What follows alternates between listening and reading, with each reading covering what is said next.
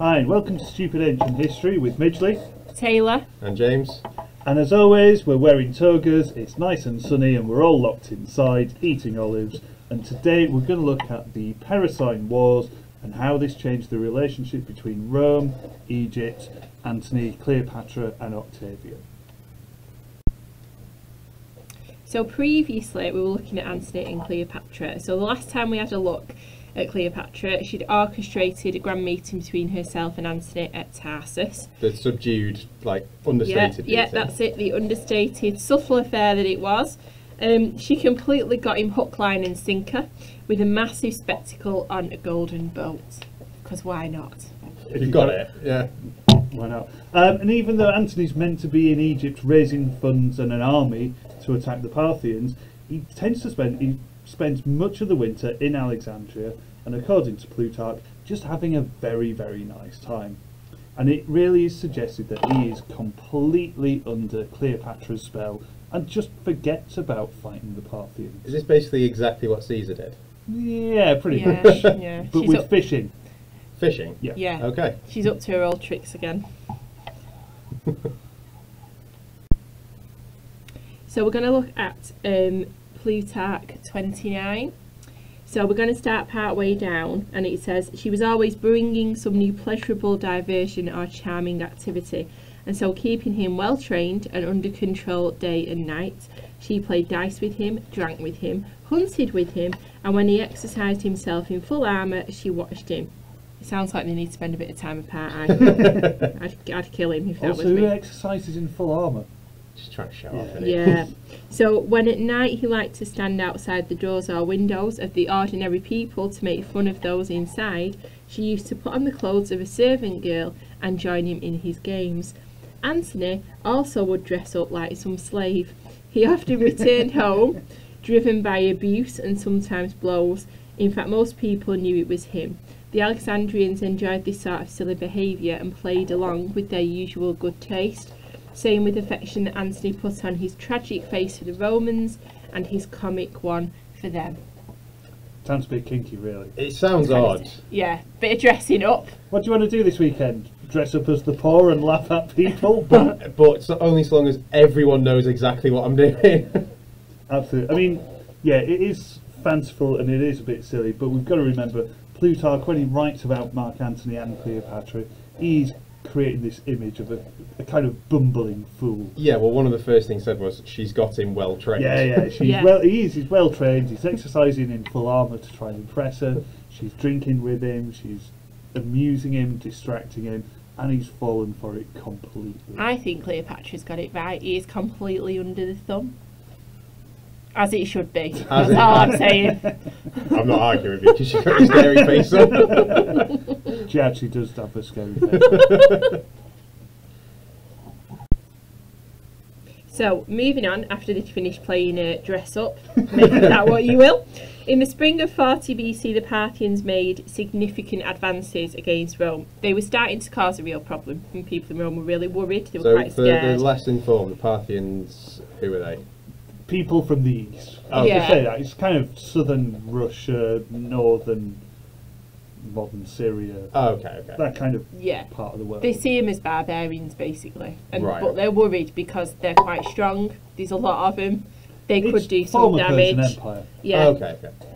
So this kind of forces Antony to basically get off his lazy ass and try and do something about it. You know, that thing he was meant to be doing anyway. Yeah. I mean, you know, he sounds like he's got good things that He's keep got him other busy. things. He's Yeah. a busy man. He's been distracted. So by 40 BC, Antony was also been made aware that Octavian was becoming increasingly more popular in Rome, but he's not quite universally loved. The reason why is Octavian is doing things, isn't it, at this point, he's to try the and stand grafter. up against the enemy, to try and stand up against the Parthians, and other kind of things that are happening in Rome as well, with other Romans that are maybe getting a bit too big for the Because boots. you've said he's a bit bookish and a bit weird. Was that unexpected? Did you think Octavian would be kind of unpopular and... They thought he'd be kind of a little administrator sat in a back Yeah. office, but Right, okay. he's sorting out Rome. He's the one sorting out the Senate. He's the one making sure people have bread. He's getting the one everything done. getting stuff done. and Antony's the one living it large. getting stuff done in Egypt. The other thing as It's meant to well be. is in previous kind of military campaigns, he has literally, according to Antony and others, he's done nothing. So like the Battle of Philippi is supposed to have hidden in a swamp, whereas Antony was there kind of fighting everyone and being like the military hero. Was there a swamp nearby? Were you like So- way out of his way to hide and he So, brought one? Yeah, so he's always been shown as this like weak, pathetic person, but now he's actually starting to do something to stand up to Rome's enemies and catering for the Roman people. Okay. So And one of the enemies that they've still got to deal with is Sextus Pompeius. He is Pompey the Great's son, who's clearly still a bit miffed that his dad shrank 7 inches when Tony chopped his head off. And he seems to have taken, at this time, he's taken over large chunks of the Mediterranean, places like Sicily, important trade routes and so on. And then, if that's not enough to keep Antony busy, he's also not seen his wife Fulvia for quite a while. And with these pesky problems in Rome, before Antony could say your dad's your uncle, nice little Ptolemaic dynasty joke there, Antony's brother, keeping it in the family again, who's been consul for a while, decides to act in his interest. With the aid of Fulvia, who's probably trying to remind Antony that she still exists and, you know, she's helping him out as a good wife, they both raise an army to try and unseat Octavian. This doesn't seem like it's going to go well. It's not going to go well. And also, we should ask, where are these people getting these armies from? Everyone seems to be just jetting off somewhere, getting an army and trying to fight someone else. But they do. They just find people. they just find them. Look behind the sofa, oh, I've got an army, brilliant. So Fulvia and Antony's brother try and unseat Octavian. James, you are completely right. It does not go well at all. Octavian again shows that he is much more of a master politician, I would say, and he kind of Anti-Antony rhetoric is coming out and he again. kind of outmaneuvers Antony and Antony's brother, and Antony's brother's forced to surrender. So Antony's brother is spared. Fulvia flees. She runs away from Italy because she's quite worried about what might happen. She goes to try and be with Antony. I was going to ask, did she run to Egypt? She runs to her man. I'm coming! But it doesn't work because she dies en route. Oh, is that actually just dies en route, or is this a bit she- of Cleo? yeah, No, she dies on the way. She Oh, dies on the awesome. way. Coming to you, Antony. What was his brother's name? Bob Antony. I'm Bob not sure. Antonius something. Either way, I mean, if nothing else, this has at least cleared up Mark Antony's love life. He's worried about the wife coming back and catching him. That's not going to happen. I don't think it does though, because he can't just marry Cleopatra. What it also shows is that his wife had gone completely against her role as a Roman wife, so she's not the passive one anymore. She's now trying to raise an army, and it's clearly not worked. To be fair though, I mean, Fulvia, bit of an aside, she was never the classic nice Roman wife. No. When they brought Cicero's head to her, she was the one sticking pins in the Oh, tongue. God. Yeah. Yeah, she's not a woman to be messed with. Although, so- I mean, fair play. It does sound like she's the first person we've talked about who's died of natural causes. yeah, that's true. Well, so we think. Well, Who knows? And back to the story. Obviously, with all these shenanigans going on, Antony has to go back to Rome to try and smooth things over. He's got to square it with the Romans that he wasn't trying to unseat Octavian. It was his idiot brother and his wife. and his now dead wife. I mean, obviously, Octavian isn't going to be best pleased with him. This triumvirate's looking on shaky ground. You know, fair play to Octavian. He's got reason to be angry. So they decide that all the triumvirs are going to meet at Brundisium in 40 BC. And here, they all get together and they decide, they vow to put their differences aside. Okay. No, it's not going to happen. Was he clever enough to bring Cleopatra with him on this, or did she stay behind? No, she No, stayed she behind. stayed. Right, okay. She stayed. So they formalised their agreements of maintaining different parts of the empire. Lepidus was told that he basically was having Africa no more, so he wasn't even having that now, and So he he had has to go nothing. away. Well, he's still got Africa, but nothing else. Nothing else. They decided to act decisively against Sextus Pompeius, who had been kind of the cause of quite a lot of problems up to this point. And Octavian proves himself to be a master hustler. what we mean by that is he's kind of clever political manoeuvring. So we can see at this point he's playing the long game. He's letting everybody else get into trouble, proves that they're not really very effective, they're not doing what they should do, all the while he's kind of playing people off each other, doing things that he should be doing. So very kind of clever political manoeuvring, I would say. Strap yourself in, we're going to look at his hustle. So Octavian, the master hustler. If nothing else, hopefully you've picked up by now that this guy is as sharp as they come. He's the kind of guy where you think you might be hustling him, you might be tricking him, but he's actually hustling you, and you don't realise until it's too late, and he's got you exactly where he wants you. Like plans within plans. There's plans within plans, He's with like- diversion plans. He's like the advisors that make our current day politicians look good. That's, you know. Do our current day politicians? Well, look they good? try to make them look good, like a bit of a spin doctor, I suppose. Yeah, think of it. If Octavian was in a movie, he'd be running some kind of bank heist. Right, where okay. He's actually the bank is stealing from someone else. He's Kaiser Soze. He is Kaiser Soze, definitely. And we've got a great example that crops up in 40 BC after this big meeting. So the idea is to secure their allegiance or their bond. They decide that Antony, who's now short of a wife, is to marry Octavia. This is Octavian's recently widowed sister. How was she recently widowed? Her husband died. It's one of these little quips as well. It's a nice little aside that under Roman law she couldn't remarry until her husband had been dead for 10 months. But, you know, they get the Senate to just ignore that law because, you know, Octavian told them to. So they set up this elaborate plan, and we've got a nice little extract from Plutarch. This is Plutarch, Mark Antony 31, to give us some more detail. So it says, he did not deny his affair with Cleopatra. He did, however, agree that she was his wife. And in this matter of how to describe his relationship, his reason and his love for the Egyptian were fighting it out. Everyone was working to arrange this marriage. They hoped that Octavia, who had great dignity and common sense to add to her beauty, would stand by Antony's side and eventually be loved by him. So it's not starting off very good. Don't like her, but he's got to marry her. Eventually you'll love me. Yeah, you'll get to like me.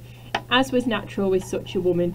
In this way they hoped that she would bring some stability and safety for their affairs and harmony for the world. So when both men had agreed terms, they went to Rome and finalised Octavia's marriage.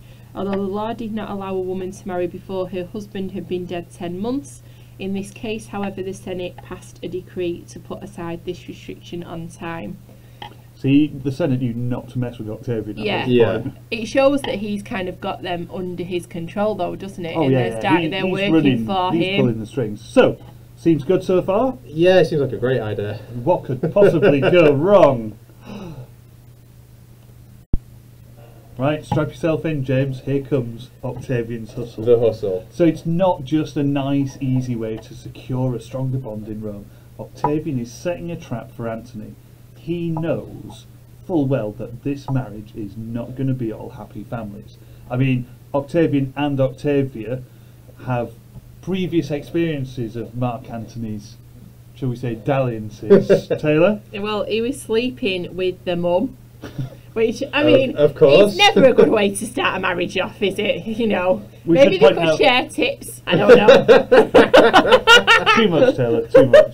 We should point out that this is obviously pre the marriage to Octavia. This is back when Julius Caesar's still alive. Does this show how kind of not a nice person Octavia can be? Because he's put his sister into an unhappy marriage. He's using her. Well, he's using her as a political pawn, but that's nothing new. That's what No. women were there to be used for. Right, So okay. they were It's the skill with married which off. Okay. he orchestrates this. So he knows this marriage isn't going to end well. He knows Antony's not going to be happy with Octavia. He's also massively counting on Cleopatra throwing her hat into the ring. Get You away know, from my man. Yeah, literally, he's waiting for Jeremy Kyle catfight to happen. Now, unless Antony is going to be incredibly super duper careful, ultimately he is burned. There's no two ways about it. It's suggested that Octavia is also as sharp as her brother, so Octavian will definitely try and use her to control Antony. Right, I okay. mean, to be fair, she doesn't need to be that smart, just smarter than Antony. I was going to ask, like, you said he needs to be be really clever here. Is he that clever? No. No, he's No, not. and Octavian is waiting for that. Because Octavian knows that if in any way, shape or form Antony mistreats Octavia or insults Octavia, that's an insult or an attack on Octavian. Yeah. You mess with my sister, you mess with me, this could then give Octavian just cause to act against Antony. So even a row about who scrubbed the non-stick frying pan with a wire wool, war. The thing is as well, just before, I mean, he's planning for this not to work from the get-go. In that source that we've just read, it's saying, you know, she's going to eventually be loved by him. So he knows that this is not, you know, she doesn't want to be married to Mark Antony at all. It's just going to fuel that fire. Yeah, it's not going to be a happy union. And again, in terms of planning to fuel that fire, with this new marriage, Cleopatra should, by rights, be sidelined by Mark Antony. Octavian knows that is not going to happen, so Right. again, he's laying another trap. He's absolutely counting on Antony's infatuation with Cleopatra to lead him to do something stupid, which is In his nature. in his nature. And to further wind this situation up, he repeatedly, but indirectly, keeps winding Cleopatra up to make sure she doesn't just stay in Egypt by referring to Octavia as the wife, which is effectively demoting Cleo to The mistress. the Yeah, mistress. yeah. You know, he's literally calling her the bit on the side. He doesn't do it directly, but by constantly referring to Octavia as the wife, he knows Cleopatra's going to be angry. He knows Octavia is going to be constantly on at Mark Antony. Mark Antony effectively now is in a three-way tug of war between Cleopatra, Octavia, and Octavian. Right, And okay. there's no way he can move without annoying one of those three. And once one of those three gets knocked out of joint, that will then give Octavian options to do bad things to him. It makes Cleopatra look even worse as well, Oh, because absolutely. Octavia is seen as the perfect Roman wife. So by default, it makes I was Cleopatra gonna look ask, even worse than she already did. Is she like liked by the people? If he's Octavia or Cleopatra. Octavia. Yeah, Yeah, she's from the right family, she's from the right background, she's wealthy, she's seen as the ideal Roman woman yeah, she's compared to this. beautiful. She's got the right characteristics Yeah, that she's look not this for. dusky foreign harlot that's winding up Mark Antony. But yeah, Mark Antony basically, whatever day of the week it is, if he does one thing wrong, he He's is screwed. boned. So if we're thinking about what we've called the end game, Octavian's ultimate aim is for any or all of these possible outcomes. 1, get rid of Antony, bonus. 2, get rid of Cleopatra and take Egypt, even bigger bonus. 3, take full control of the empire, which would of course include Egypt. So is that they kind of ranked? So Antony out the way is best option, Egypt second, but Yeah. if he gets everything, Anthony's the linchpin. Right. Yeah. I mean, obviously as well, he's got to get rid of Lepidus. obviously because he's a troublemaker. But I don't. I mean, once you've got rid of Antony, yeah, Lepidus. He's going to stick his neck out too far. Well, even if he does, it's a You long can way chop from it off. Africa. His neck's not going to cross the Straits of Hercules. So if we're kind of getting the ball rolling, thinking about this upcoming conflict or battle and what's going to happen, they first decide that they need to act against Pompeius. After a failed treaty with him, they then decide that they need to take military action. And Octavian asks Antony for his ships. Antony gives them to him, and he gives them to him straight away, which is obviously a good thing. Okay. Also, if you're Octavian, you've now just taken some of Antony's key military Yeah. strength away from are him. these Antony ships, Cleo ships? Or are they- Antony's ships. Okay. Yeah.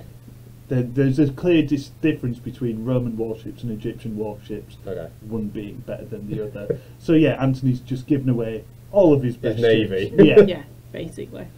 So the next point is that Antony heads east to tackle the Parthians. He spends the winter in Antioch waiting for troops that Octavian has promised. They do get there, but they're delayed, which obviously causes quite a few problems. Yeah, are you seeing the pattern here? Yeah. Antony, give me your ships. Here you go. Can I have some troops? Yeah. Is this another army they just get out of nowhere? Yeah, well, it's an army they've had, but it's like, yeah, no, the army's in the post. Yeah, did you not see my email? It's coming. And then the last point I'm going to go through anyway is that whilst he's in Antioch, he summons Cleopatra. So is this the first thing of a three-way Oh, call it's- being Yeah. It's coming tugging. undone? And I mean, there's various reasons why he could have done it. It could have been because he loves her and he misses her and he wants her there. He's missed playing dress up. No one's playing with him anymore. He's not happy. But it's probably for other things as well. The fact that she can bring him grain, she can bring him money, she can bring some of her ships now that he's been a Giving his doofus away. and giving his away. Yeah. Oh, I need yours. The man have gone. So yeah. So there's a few reasons why he decides to try and get her to come and stay with him. And again, Cleopatra being Cleopatra, she starts to play him like a cheap fiddle while he's there. She knows what he's done and she knows he needs her. So while she meets him in Antioch, he does a couple of quite silly things. First one is he formally acknowledges 2 children he's had with her. Okay. So, this is It doesn't go down not well going in to go down Rome. well. I mean, not imagine happy. Octavia's face. I was about to say, Yeah.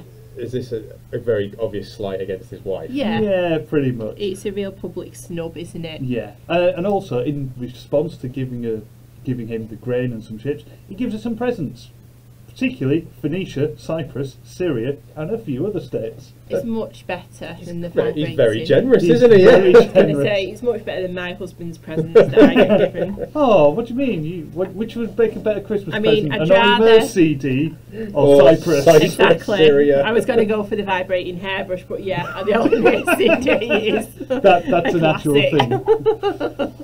So as well as acknowledging their 2 children who potentially could be rightful heirs, and giving her a bunch of islands that, he didn't need them. They were just sat there being islands and Syria.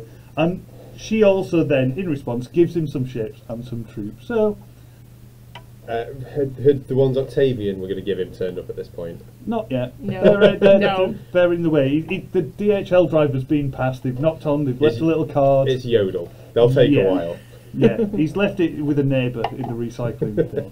So Antony has got his troops, but he's paid quite a high price for it. And it shows that he's now reliant on Cleopatra, and it should be the other way round. She's the person that should Yeah. be reliant on Rome. It should not be Yeah. Rome that's reliant on her. So that's not good. Well, technically, I mean, he's reliant on Cleopatra because Octavian's just taking his legs out from under him. Well, yeah. And you can argue at this point, Octavian is Rome, and Antony. You see how Yeah. he's sliding out of the picture. Being sidelined. He's starting to fade to grey.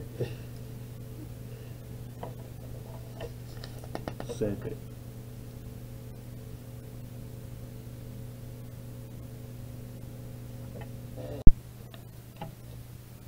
So if we think about Cleopatra, there's obviously some big advantages for her. She continues to have access to Roman resources, which is good.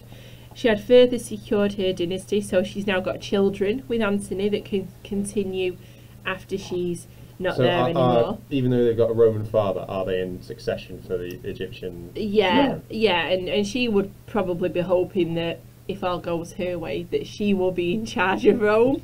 So they will be in charge of all of it, or at least have some kind of a role in leading Rome as well. She's got less interference from Rome, so because Antony trusts her, he kind of leaves her more to get on with things when he's away on kind of military campaigns. And obviously with these new presents that she's been given Of 3 countries. of 3 countries, she's expanded her territory by quite a lot. So that means that she is more popular at home, because obviously Egypt's territory is getting bigger. So that is good for her because it's getting her more support, Yeah. because it shows that she's been a strong ruler. And with the dynasty point, with the children, there's no rivals to No, take over no. a throne anymore All the because brother husbands brother are dead. husbands are dead, And sisters have all been locked up. bumped and- off. So yeah, things are going pretty good for So her. are these children after Caesarion? Yep. Yeah. Okay. Yeah. So there's Caesarion, and now these 2 named after the sun and the moon, Oh, that's kind of No. sweet.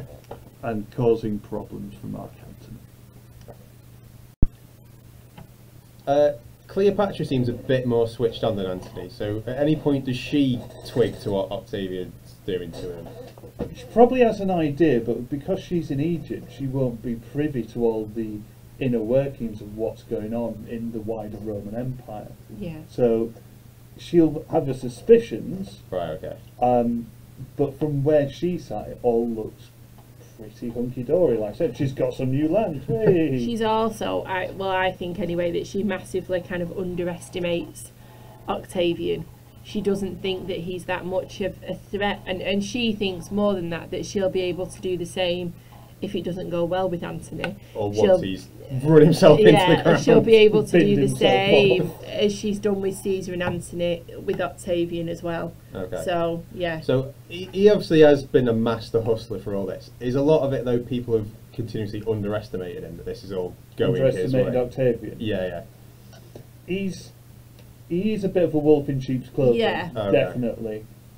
It's not just that people underestimate him. No, he plays on people's perception of him. Okay. Before it's until it's too late. He's politically very astute, I would say, and very aware of what he's doing. You would never play poker against him. No. You would lose not just your money, trousers, your house, Your mum, your and sister. and your dog, and also a war. So in 36 BC, after all of this, getting back to the story, Antony finally shifts himself and goes into Parthia, and his initial actions are pretty successful. He uses his joint Roman and Egyptian forces to start driving back the Parthians, until he loses 30,000 men.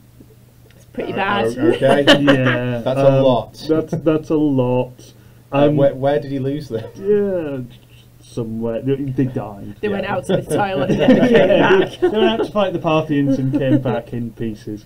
So this is a massive military defeat for Antony. Losing 30,000 soldiers is a crisis. What was the size of his army? That would be a significant chunk of it. Okay. We'd be looking at probably 50,000, if not more, so it's nearly half. Right, okay. It's a massive blow. I mean, you've got to remember as well, they will fear the Roman losses more than the Egyptian losses. Yeah. The Romans at this time will see the Egyptians as little more than arrow Cannon fodder. fodder. Yeah, Arrow yeah. fodder. But it's the numbers involved and the fact that a lot of them are Roman. It's a huge black mark on Antony's military career. And as a result, rather than rallying his men, he leaves his army in Armenia, where what's left of his army, and he goes back to Syria, back to Cleopatra, to wait out the winter. Presumably, you're not a fan of that military strategy. I mean, sometimes I have a bad day at work, but I don't just run away from it. Run off to your mistress in a foreign country. Can you imagine being the guy? What do we do now? Just stay there, lads. I'll be back in a couple of months. I'll be back after the winter. See, yeah, he goes back to Syria to be with Cleopatra for a bit of moral support, for a bit of TLC, leaving his troops in Armenia to be annoyed. I mean, we could say, couldn't we, that he's going back for some kind of moral support, but he's basically just being a bit wet. Yeah. He's clearly not being a very good leader if he's just like leaving his men and deciding to do one and go back to be with his bit on the side. So he does need her support because he needs troops, he needs resources and things like that. He's to be got to able buy another 30,000 to soldiers continue from the somewhere. campaign. By this point, he's been away from Octavia for over a year. Cleopatra was also expecting a third child with Antony. So he's left his Roman wife for over a year. He's fathered 3 children with somebody else. And this is all after he's already been sleeping with that poor girl's mum as well. So, you know, if I was Octavia, I'd be quite annoyed. Quite miffed. Quite miffed, yes. What have you been doing on this military campaign, Antony? Fighting. Fighting. Where's this third child come from?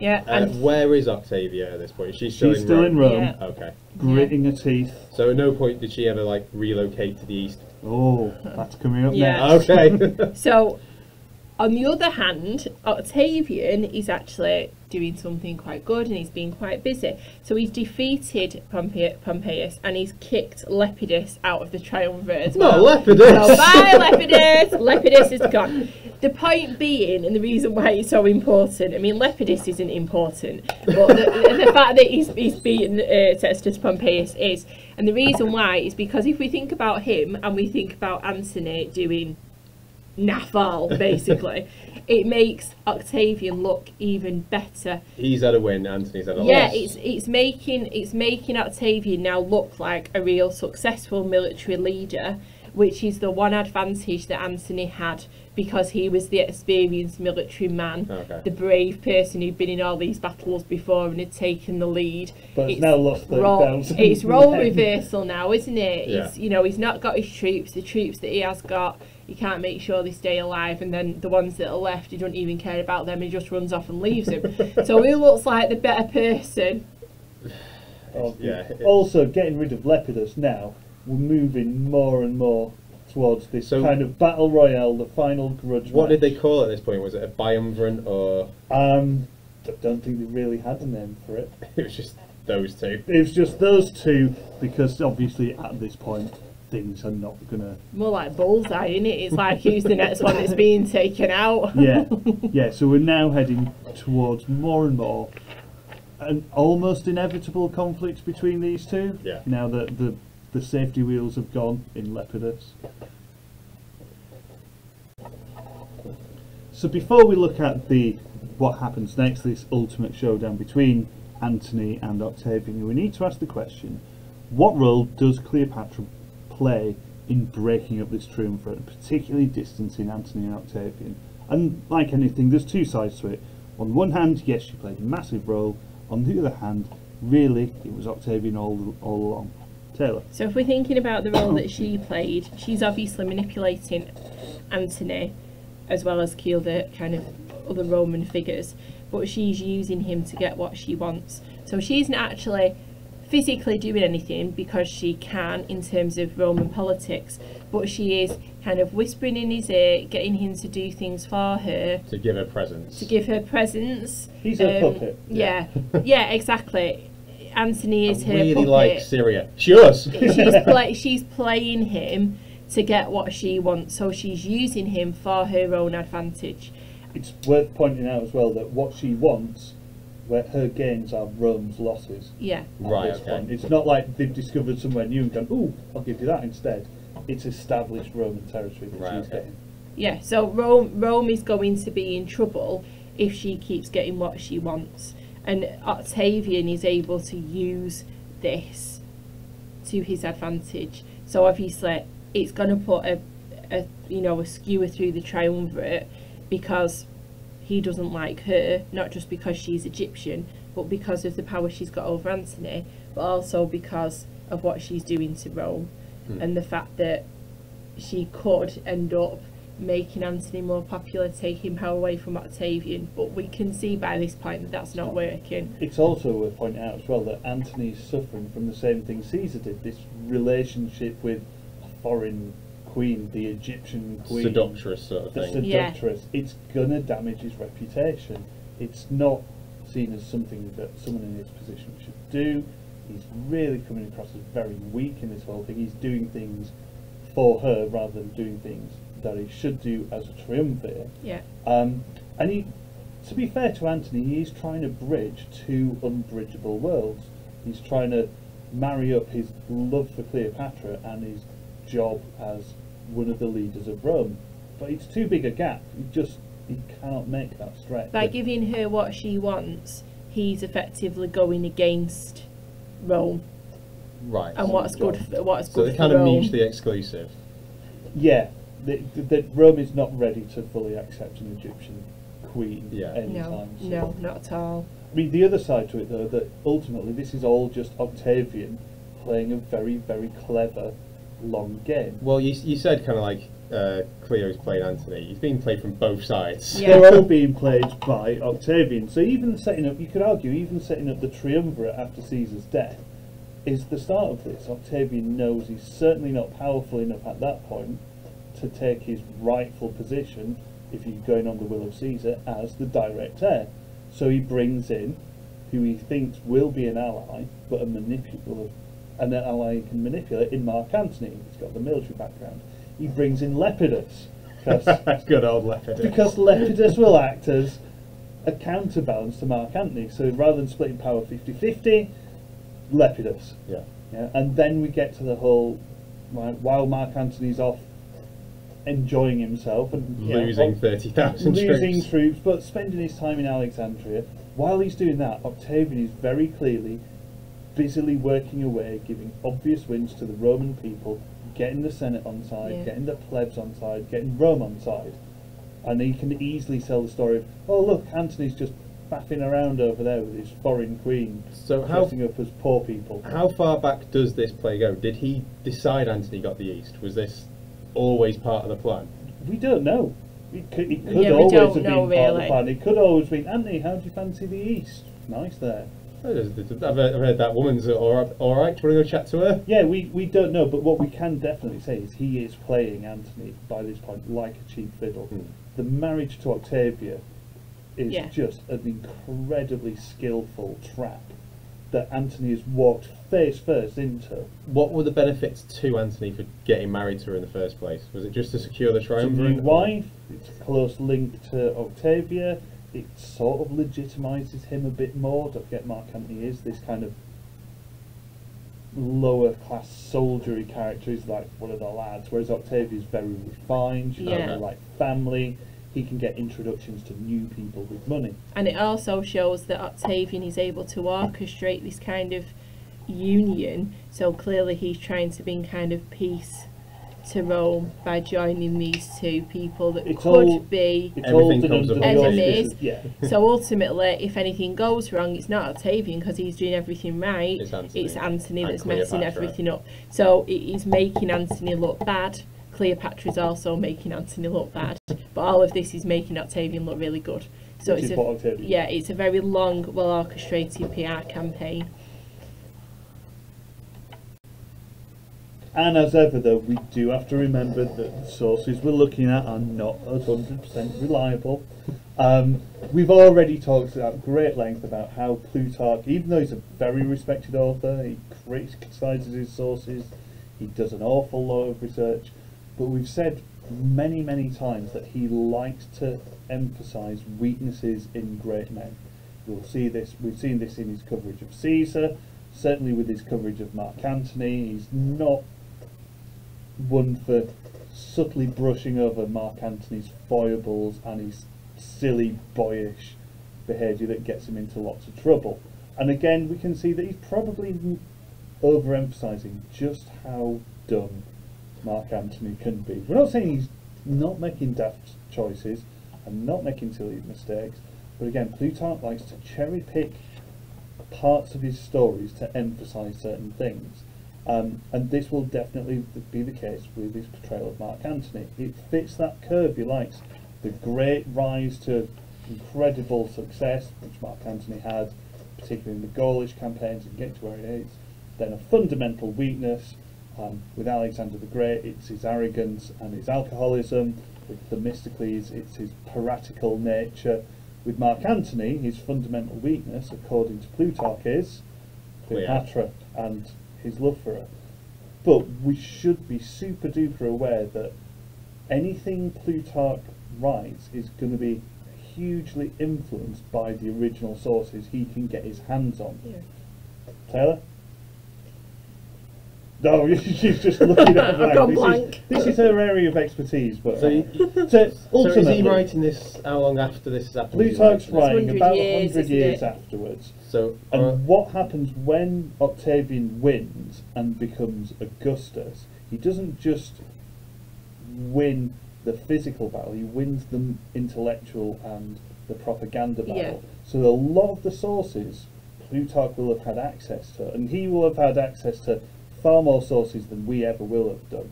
He references lots of things throughout his work that we know no longer exist.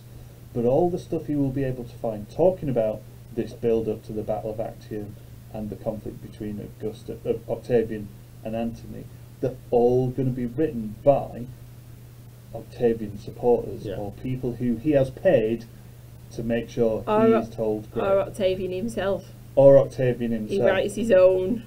Oh, he writes his own history. He writes his own history. He writes his own piece of propaganda in Res Gestae. So, yeah, And we also know that some of the others that we've looked at, the sources are slightly dodgy. You know, like his doctor, who was someone that his granddad knew, who knew the cook and all this kind of stuff as well. So, yeah, on numerous levels. It's the perennial problem with, he's got his he said, she said evidence of his dad's doctor's friend's postman.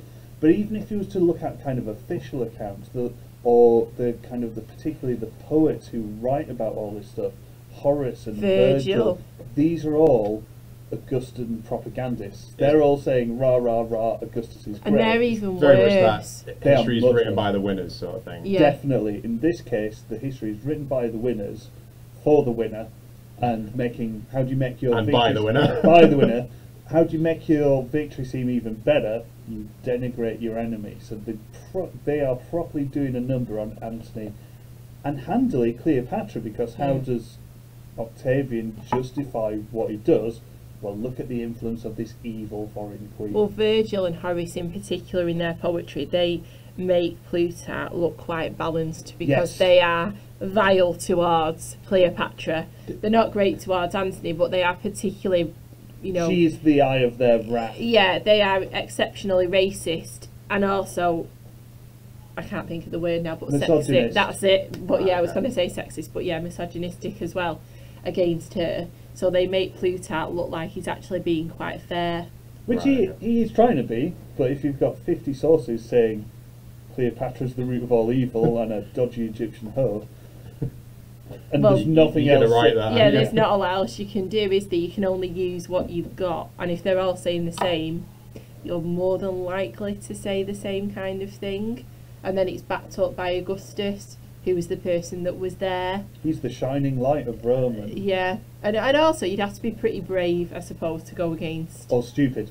To go against kind of the memory of that person. If you think about someone now that's their memory, doesn't matter what they do, but they're seen as great, a bit like Churchill for a lot of people. For some people, well, not in this room, but for some, like Diana, Lady Diana, again, some people might not know who that is, but they see her as being this amazing person. They never concentrate on any of the flaws. It's just all the That's pretty much what Augustus was like. He was held up by every emperor as the antithesis of what an emperor should be. To be fair, it was much better than a lot of the ones he was, but it's he didn't sleep with his own mum. It's hard to go against that, isn't it? So it's no surprise. But from a source evaluation point of view, it's very easy for us, because if ever you have to comment on Plutarch and his reliability and his coverage of these events, your answer is ultimately going to be his sources were incredibly biased against Mark Antony and Cleopatra. So anytime Plutarch is making those two seem even slightly negative, it's because the sources he's read really do a number on them, and he's struggling to find anything else. So there you have it, in a nutshell. Augustus is a master hustler, the Perusine Wars don't go well for Antony, and him and Octavian are heading towards a final grudge match. Thank you very much for listening. We hope this has been helpful. Leave a comment or something nice below. And until next time, goodbye. Bye.